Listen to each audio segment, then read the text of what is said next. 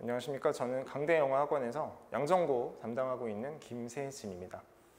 이번에 실시한 양정고 1학년 친구들 영어 중간고사에 대해서 이번 시험이 어떻게 출제되었는지를 말씀을 드리고 또 앞으로 우리 친구들이 어떻게 공부를 하면 좋을지에 대해서 말씀드리도록 하겠습니다.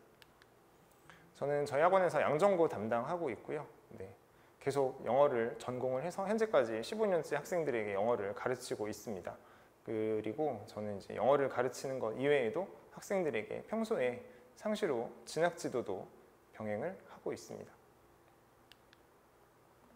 자, 이번 시험 범위에 대해서 좀 말씀을 드리면 예년과 크게 다르지 않습니다. 교과서 1과 2과 총 2개가 출제되었고요. 부교재 컨셉 유형 독해에서 1, 2, 3강, 그 다음에 미드 테스트 8지문, 그래서 총 20지문이 시험 범위에 포함이 됐고, 그 다음에 3월 달에 우리 친구들이 봤던 모의고사에서 총 14지문, 이렇게 해서 시험 범위가 형성이 됐고요. 외부 지문이 나왔는데 사실 예년 기준으로 이 시기 1학년 1학기 중간고사라고 하면 재작년 같은 경우에는 한 4문제 정도 외부 지문이 나왔고요. 그 다음에 작년 같은 경우에는 외부 지문이 이 시기에 사실은 1문제밖에 나오지 않았습니다. 그랬는데 이번에는 외부 지문의 비중이 상당히 많이 늘었죠. 그래서 우리 친구들이 시험 문제를 좀 어렵게 풀었다라고 한다면 아무래도 이 외부 지문이었을 거라고 추측을 해볼 수 있습니다. 뒤에서 조금 더 자세하게 말씀드릴게요. 자, 총 26문제 출제되었고요. 선택형 같은 경우에는 다양하게 골고루 출제가 됐습니다. 반면에 서술형 같은 경우에는 역시 유형 독해가 가장 많이 출제가 됐고요. 그러다 보니까 전체 시험 범위를 통틀어서 유형 독해, 부교재에서 가장 많은 문항이 출제가 됐고, 이번 시험 앞서 말씀드린 대로 외부 지문이 좀 많았다라고 정리했는데, 외부 지문 같은 경우에 선택형에서 4문제, 그 다음에 서술형에서도 2문제, 우리 친구들이 여기서 좀 어렵게 생각을 했던 것 같습니다. 각 유형별, 영역별 특징을 말씀을 드리면, 교과서 같은 경우에는 워낙 내용이 어렵지 않고 쉽기 때문에 유형 자체도 어렵지 않은 유형들로 출제가 됐고, 실제 문제를 푸는 데 있어서도 크게 어려움이 없었을 겁니다. 반면에 유형 독해 같은 경우에는 이제 가장 많은 문항이 시험 범위에서 출제가 됐죠. 요지라든지 그 다음에 순서, 어휘, 요약문 다양하게 출제가 됐고요. 특히 서술형 같은 경우에는 어법 수정, 그 다음에 문장 완성도 이 부교재에서 출제가 돼서 상대적으로 다른 유형들에 비해서 변별력을 강화하는 그런 요소로서 부교재가 사용되었습니다. 특히 이제 우리 친구들이 서술형에서 좀 어렵게 생각을 하는 게 어법상 틀린 부분을 찾아 고치는 거, 바로 이 어법 수정이죠. 이 부분하고 그 다음에 문장 완성을 하는데 단어들을 가지고 배열을 하는 것도 있지만 어형을 변화해서 문제를 푸는 거, 이런 것들에 대해서도 우리 친구들이 좀 어렵게 생각을 하는데 유형 독해에서 그런 변별력을 내는 문제들이 출제가 됐고요. 모의고사 같은 경우에는 제목, 간접쓰기, 어휘, 빈칸 해서 여러 가지 유형이 출제가 되었는데 난이도가 그렇게 높게 출제되지는 않았습니다. 그리고 이제 서술형에서 일단 외부 지문에서 출제를 안 했기 때문에 학생들이 모의고사에서 출제된 문제를 푸는 데는 크게 어려움이 없었을 겁니다. 자, 오늘 이제 제가 드릴 말씀에서 가장 중요하게 봐주셔야 되는 게 바로 외부 지문입니다.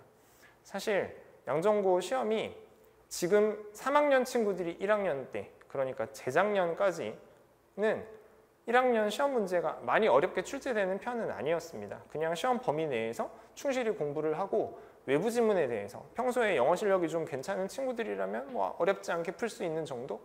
하지만 작년 1학년들부터 시험 문제를 출제하는 어떤 패턴이 조금 달라진 것이, 기존의 선택형이나 그 다음에 그 학생들에게 발표됐던 그런 시험 범위 내에서 나오는 문제들, 이런 것도 출제가 어렵지 않게 되지만 작년에 양정고 시험이 어려워지게 된 계기는 일단은 외부 지문이 난이도가 많이 올라갔고요.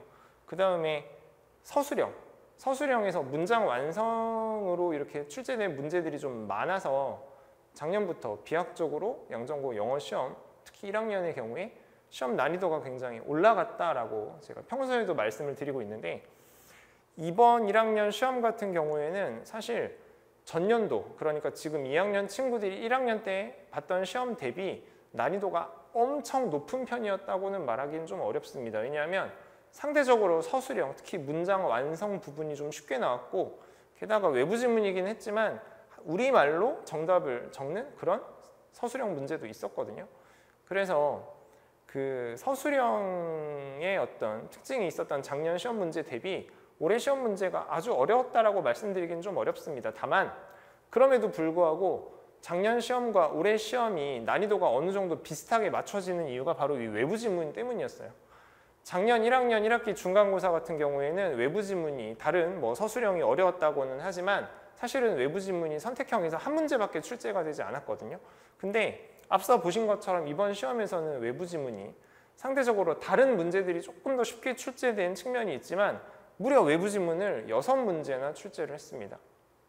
재작년 1학년 1학기 시험이 외부 지문이 4문항 나왔고요. 그 다음에 작년에 시험이 외부 지문이 1문항이 나왔던 거에 비해서 같은 기간 대비 외부 지문이 6문제가 나왔다는 건 사실 굉장히 큰 비중이라고 할 수 있죠. 그래서 우리 친구들이 이번에 제가 담당하는 학생들도 제가 이제 그 학생들에게 공지된 시험 범위 내에서는 제가 충실히 대비를 시켰기 때문에 사실 공부를 조금 신경 써서 하는 친구들 같은 경우에는 제시된 시험 범위 내에서는 틀리는 문제가 사실상 없었습니다. 그런데 외부 지문이 평소보다 좀 더 많이 또 난이도도 꽤 어렵게 나오다 보니까 그 제가 담당하는 학생들 중에서도 평소에 영어 실력이 좀 탄탄하게 예를 들어 뭐 3학년 모의고사를 수월하게 풀어낼 수 있을 정도의 실력이 되는 친구들은 외부 지문 문제가 나와도 사실 크게 동요하지 않거든요.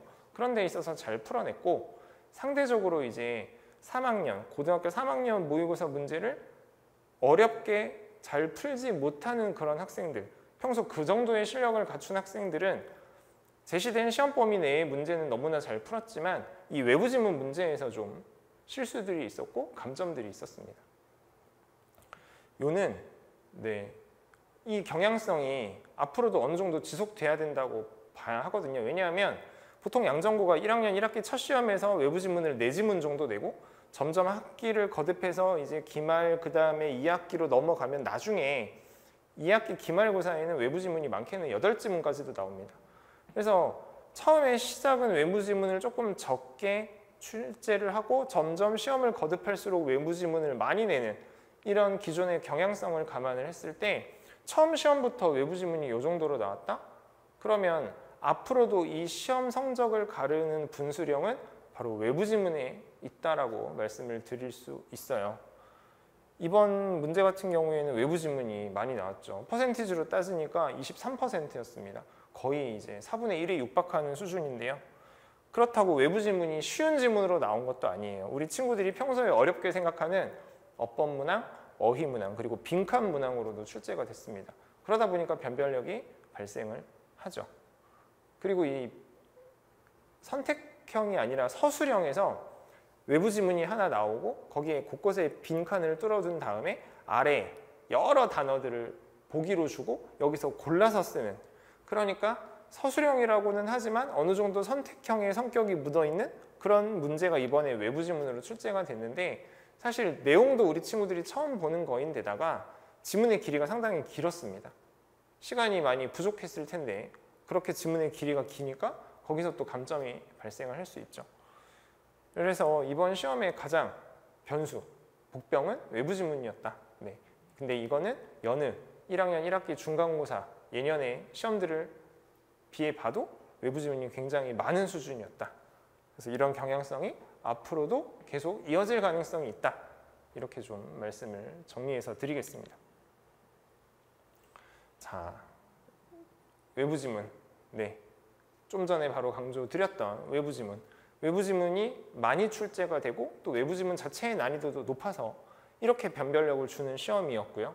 이런 경향성은 앞으로도 출제가 계속 경향성이 이어질 가능성이 높다라고 다시 한번 강조드리겠습니다. 그 다음에 사실 지금은 없는데 재작년까지만 해도 그 이전도 마찬가지고요. 양정고 1학년 때는 원래 어휘 부교재가 따로 있었어요. 그래서 1학년 때 양정고 영어 시험이 갖는 특징 중에 하나가 어휘를 물어보는 문제가 상대적으로 비중이 높았다는 겁니다. 근데 작년 1학년부터는 어휘 부교재가 사라졌죠. 그리고 지금 1학년들도 현재는 어휘 부교재를 사용하고 있지 않은데 그 평소에 1학년 때 어휘를 많이 강조하던 그런 흐름이 사실은 작년에도 이어져 왔고 올해도 좀 그런 측면을 볼 수 있는데 어법 문제에 비해서도 어휘 문제를 좀 더 많이 냈습니다. 그거는 어휘 부교재가 있었던 재작년만 그런 게 아니고요.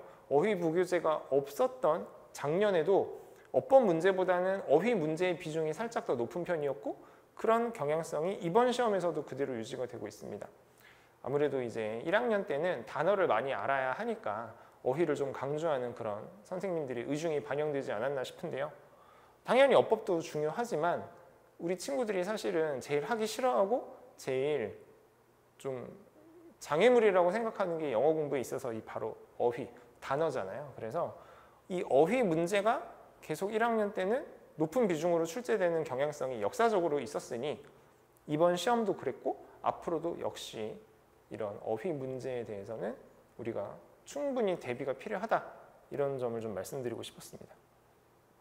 그다음에 변별력을 또 쉽게 내는 방법 중에 하나가 어법 수정 문항 같은 거죠. 어법 문제는 아무리 대비를 시켜도 우리 친구들이 좀 어렵게 생각하는 경향이 있어요. 어휘 문제에 비해서는 상대적으로 비중이 낮다고는 하지만 전체로 봤을 때는 역시나 어법 어휘가 다른 내용 관련 문제들에 비해서 높은 비중으로 출제가 되고 있습니다. 그래서 이번 시험 같은 경우에 외부 지문이 가장 큰 변수였고 어휘, 어법에 있어서도 학생들이 조금 실수할 수 있는, 틀릴 수 있는 그래서 등급이 미세하게나마 갈릴 수 있는 그런 측면이 있었다라고 정리를 해드리고요. 사실 이번에 시험은 외부 지문을 제외하고 나머지 문제들의 난이도는 그렇게 높지는 않은 편이었습니다. 충실히 대비를 했으면 어렵지 않게 풀 수 있는 문제들이 대부분이었는데 외부 지문이 문제 수도 많고 조금 어렵게 출제가 되다 보니까 흔들리지 않는 실력을 갖춘 최상위권에 대해서는 아마 그 외부 지문이 문제에 크게 시험 문제를 푸는 데 있어서 영향을 주지 않았을 거예요. 그래서 최상위권의 등급선은 제 생각은 예상컨대 90점 중후반으로 예상을 하고요. 반면에 외부 지문 때문에 여기에서 타격을 가장 많이 본 친구들은 중상위권에 포진해 있는 친구들. 이런 친구들은 예년에 비해서는 등급대가 약간 감소하지 않을까 그런 예상을 하고 있습니다. 결국은 외부 지문이 가장 큰 변수였다는 거죠. 자, 그래서 어떻게 앞으로 공부를 해야 하는지 외부 지문 강조를 다시 한번 드립니다. 근데 이거는 내신 대비 때는 사실은 시간이 아이들에게 주어진 그 시험 범위의 지문들을 소화하느라 바빠서 외부 지문에 대해서는 충분히 대응을 하기가 쉽지가 않습니다. 그래서 이 외부 지문에 대한 적응력 같은 경우에는 내신 기간도 있기야 하지만 내신 기간이 아닌 그러니까 중간고사, 기말고사 대비하는 그 사이 잠시 짬이 나는 그 사이 기간 그리고 평소 방학 때 우리가 이제 수능 대비 수업을 할 때 그때가 이제 외부 지문에 대한 본격적인 적응력을 키울 수 있는 기간이고요. 이 시험 자체가 기본적으로 쉽지 않게 출제가 되고 점수를 주려고 하는 시험이 아니라 학생들의 변별력을 줘서 등급 구조를 만들어야 하는 시험이기 때문에 시험이 평소에 그 내신 대비 기간에만 반짝 짧게 열심히 한다고 좋은 성적을 받을 수 있는 구조가 아닙니다. 그러니까 내신 대비 기간에는 당연히 열심히 준비를 해야 되지만 그 이외에 시험과 시험 사이에 그 짧은 기간 내지는 방학 때 충실히 영어 공부를 한 친구들만이 내신에서도 또 모의고사에서도 여유 있게 좋은 성적을 받을 수 있다는 점 강조드리고 싶고요. 외부 지문을 공부하는 데 있어서 역시 중요한 거는 단어죠. 단어를 좀 많이 알아야 되고 그 다음에 각 지문에 있어서 그 지문이 문제를 찾기 위해 요구하는 그 풀이 방법이라는 게 다 정해져 있습니다.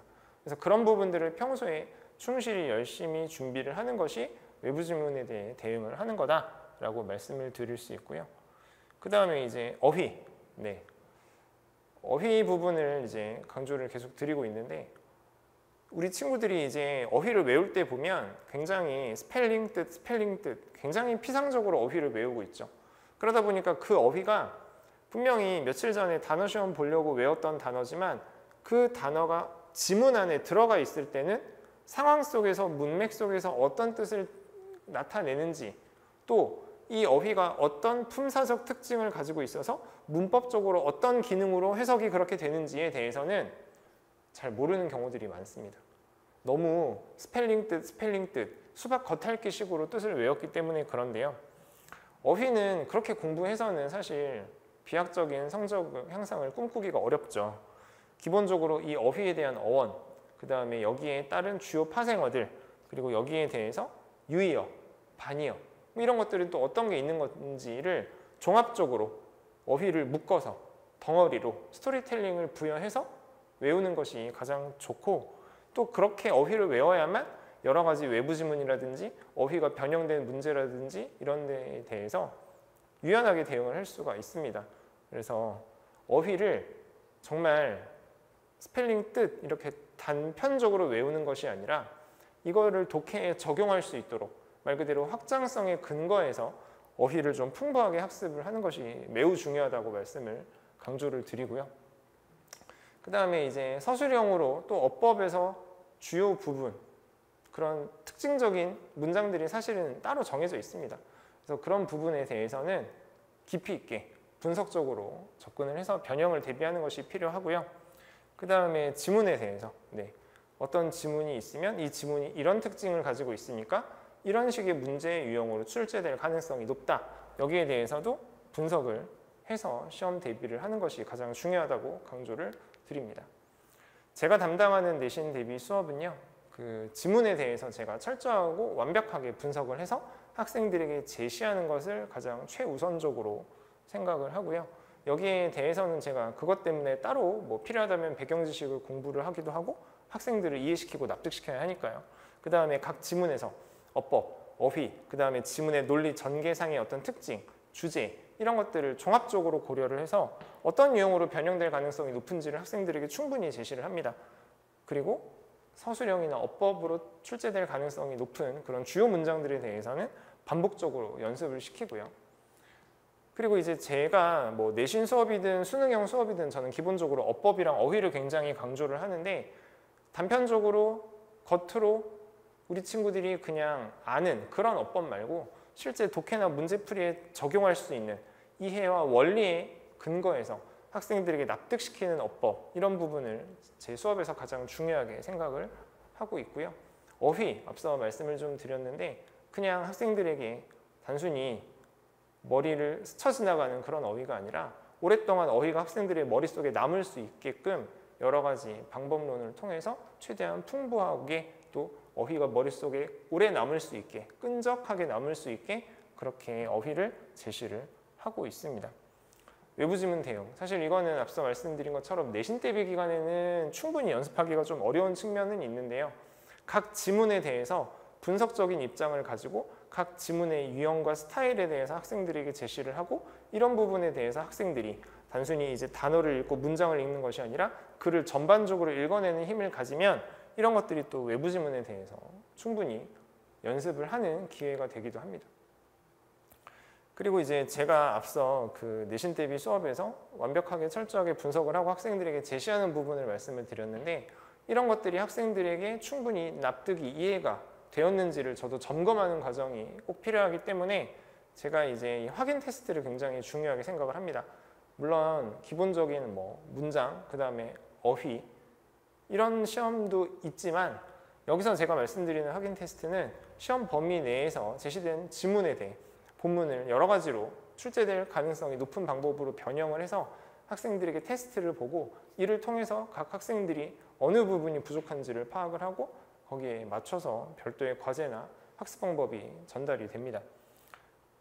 제가 오래 담당했던 친구들 같은 경우에는 이 확인 테스트가 본인들이 시험 문제를 푸는 데 있어서 얼만큼 중요한지를 너무나 잘 알고 있기 때문에 시험 말미가 되면 저한테 개별적으로 찾아와서 이 확인 테스트지 다시 한번 달라고 이야기를 별도로 하는 경우들이 많습니다. 그래서 이렇게 확인 테스트 학생들에게 굉장히 중요하게 실시를 하고 있고요. 우리 친구들이 이제 집에 가서 한 번 더 복습을 할 수 있는 기회를 억지로라도 만들고자 복습 노트를 제가 별도로 만들어서 학생들에게 과제로 제시를 하고 있습니다.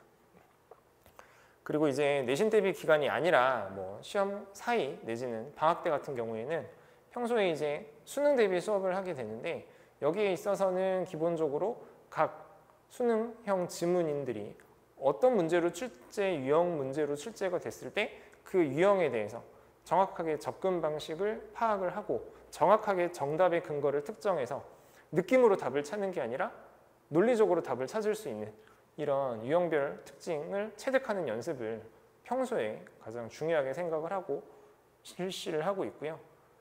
여기에 또 병행이 돼야 하는 게 요즘 우리 친구들이 문해력 이야기 많죠. 사실 수능형 문제는 주제가 뭔지를 알아야만 풀 수 있는 문제 유형들이 대부분입니다.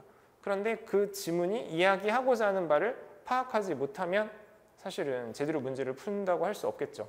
그래서 저 같은 경우에는 평소 우리 친구들이 수업을 할 때 각 지문의 주제를 정확하게 파악하고 그 근거를 가지고 그 지문의 주제를 찾아내는 구체적인 방법론도 계속 연습을 시키고 있습니다.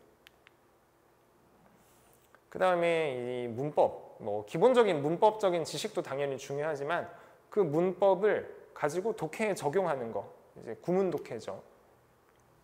저 같은 경우에 평소에 이제 뭐 내신 수업이든 수능형 수업이든 문장에 대해서 단순히 읽어주는 데 그치지 않고 각 문장이 어떤 문법적 특징이 있어서 그 구조적인 특성에 따라서 그렇게 해석이 된다. 이런 것들을 굉장히 강조하는, 그래서 각 문장의 요소에 집중을 하는 그런 구문 분석법을 평소에 연습을 계속 시키고 있고요. 그 다음에 어휘 같은 경우에도 뭐 그냥 지문에 나온 단어의 뜻을 알려주는 데에 그치는 것이 아니라 제가 오랫동안 학생들을 특히 고등학교 1학년부터 3학년까지 계속 가르치고 있으니까 어휘의 어떤 경향성, 트렌드를 충분히 반영을 해서 학생들에게 좋은 중요한 어휘, 그 다음에 학생들이 어휘를 효과적으로 외울 수 있도록 최대한 그룹핑해서 파편적으로 하나하나 던지는 그런 어휘가 아니라 전체적인 어떤 맥락을 가지고 학생들이 단어를 외울 수 있게 수업 시간에도 제시를 하는 데 중점을 두고 있습니다. 앞서 말씀드린 확인 테스트나 복습 노트는 평소 수능형 수업에서도 진행이 되고요. 그 다음에 이제 저는 오랫동안 이 진학 지도에 관심이 많아서 다수의 전문가 과정도 수료를 했고, 실제로 학생들이 뭐 처음에 생활기록부를 잡아가는 과정, 그 다음에 생활기록부를 중간중간에 채워나가는 과정, 그 다음에 나중에 예전엔 있었습니다만 지금은 없죠. 예전에 학생들이 자기소개서를 쓰던 시절에는 자기소개서 같은 것도 같이 첨삭을 해주기도 했고요. 그리고 나중에 실제로 3학년 때 학생들이 입시에서 원서를 쓸 때 또 어떤 전략을 가지고 어떤 학교에다가 원서를 어떤 전형으로 넣어야 할지에 대해서도 수시로 학생들과 이야기를 하고 있습니다. 이게 이제 학생들을 공부하게 만드는 그런 저만의 방법이라서 저는 이 부분을 굉장히 중요하게 생각을 하고 있고요. 이런 부분들이 이제 평소에 단편적으로 어쩌다 한 번씩 학생들을 만나는 그런 진학 지도 선생님들보다 저는 몇 년간 학생들을 꾸준히 보고 그 학생들의 장단점에 대해서, 특징에 대해서 너무나 잘 알고 있기 때문에 상시적으로 이루어지는 더 실질적이고 효율적인 진학 지도 같이 하고 있다는 점 말씀드릴 수 있습니다. 네, 여기까지 제 발표를 마치도록 하겠습니다. 고맙습니다.